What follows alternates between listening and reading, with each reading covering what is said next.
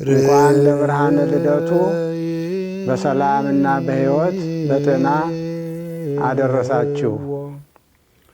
ኖሎት ደውል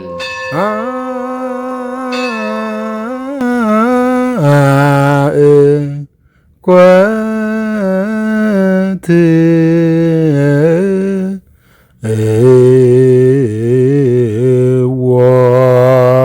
መላእ በስመ አብ ወወልድ ወመንፈስ ቅዱስ አሐዱ አምላክ አሜን። መድኃኒተ ፈነወ እግዚአብሔር ለሕዝቡ፣ እግዚአብሔር ለሕዝቡ መድኃኒትን ላከ። መዝሙረ ዳዊት መዝሙር 110 ቁጥር 9። በኢየሩሳሌምና በአካባቢው ለምትገኙ ኢትዮጵያውያን እንዲሁም ይህን መልእክት ለምትሰሙ ኦርቶዶክሳውያን በሙሉ ከዓለም በፊት የነበረ አሁንም ያለ ወደፊትም ዓለምን አሳልፎ ለዘላለም የሚኖር አምላካችን እግዚአብሔር እንኳን ለብርሃነ ልደቱ በሰላምና በሕይወት በጤና አደረሳችሁ።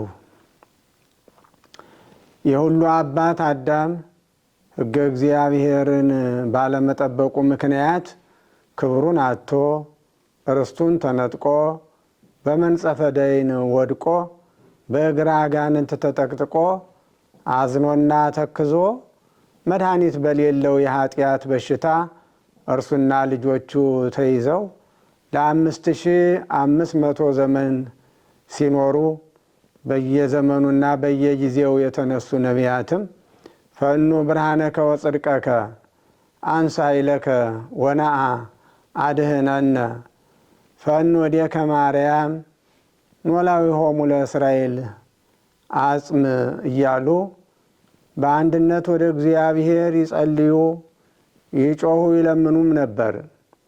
ጩኸታቸውንም የሰማ መከራቸውንም የተመለከተ እግዚአብሔር አብ አንድያ ልጁን ሞታቸውን ሞት መከራቸውን መከራ አድርገህ አድናቸው ብሎ ላከው። ወአመ በጽሐ ዕድሜሁ ፈነወ እግዚአብሔር ወልዶ ወተወልደ እምብእሲት ወገብረ በሕገ ኦሪት ከመ ይሳየጦሙ ለእለ ውስተ ኦሪት ከመ ንርከብ ትርሲተ ወልድ።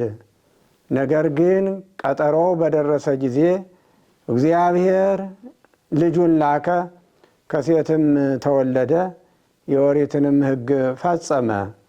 እኛም የልጅነትን ክብር እንድናገኝ በኦሪት የነበሩትን ይዋጅ ዘንድ እንዳለ ሐዋርያው ቅዱስ ጳውሎስ ለገላትያ ሰዎች በጻፈው መልእክቱ ምዕራፍ 4 ቁጥር 4 ላይ እግዚአብሔር ወልድ በተለየ አካሉ በቃልነቱ ከዊን ከሰማየ ሰማያት ወርዶ ከቅድስት ድንግል ማርያም በቤተልሔም ተወለደ። ደስ ይበላችሁ ምእመናን። ጌታችን መድኃኒታችን ኢየሱስ ክርስቶስ በቤተልሔም በተወለደ ጊዜ በሰማይ ባሉ መላእክት እነሆ ለእናንተና ለሕዝቡ ሁሉ ደስታ የሚሆን ታላቅ የምስራች እንነግራችኋለን። ለሁሉም ንገሩ፣ አትፍሩ። እነሆ ዛሬ በዳዊት ከተማ መድኃኒት እርሱም ክርስቶስ ተወልዶላችኋልና የሚለው የምህረት አዋጅ በዚህ ጊዜ ታወጀ። ይህ የምህረት አዋጅ በጌታ መልአክ ሲታወጅ ቤተልሔም በብርሃን ተሞላች። በዚህም ጊዜ መንጋቸውን ይጠብቁ የነበሩ በቤተልሔም ዙሪያ የነበሩ እረኞች ይህን ድንቅ ምስጢር አዩ። መንጎቻቸውንም ትተው በመሄድ ሰማያዊ አምላክ በበረት ተኝቶ አገኙት። በዚህ ጊዜ ከመላእክት ጋር ስብሐት ለእግዚአብሔር በሰማያት ወሰላም በምድር ስምረቱ ለሰብ ብለው አመሰገኑ። እርቅ ተጀመረ።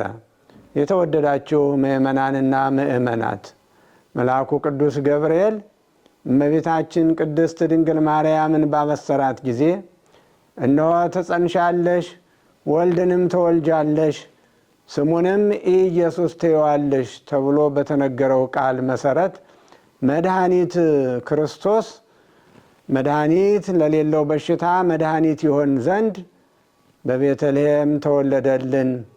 ከእመቤታችን ከቅድስት ድንግል ማርያም በቤተልሔም ተወለደ። ደስ ይበላችሁ። በመሆኑም ይህን ታላቅ በዓል ስናከብር የተቸገሩትን በመርዳት፣ የተራቆቱትን በማልበስ፣ የተራቡትን በማብላት፣ የተጠሙትን በማጠጣት እንዲሁም በሰላምና በፍቅር በይቅርታ ሁነን በአጠቃላይ ከክፉ ስራ ርቀን በጎ ስራን በመስራት መሆን እንደሚገባው ቅዱሳት መጻሕፍት ይነግሩናል። ስለዚህ የተወደዳችሁ የእግዚአብሔር ቤተሰቦች እንኳን አምላካችን ለዚህ ዕለት በሰላም በሕይወት በጤና አደረሳችሁ። እግዚአብሔር ሀገራችንን ኢትዮጵያን ይባርክ፣ ለዓለሙ ሁሉ ሰላምን ያደለልን። አሜን። ደውል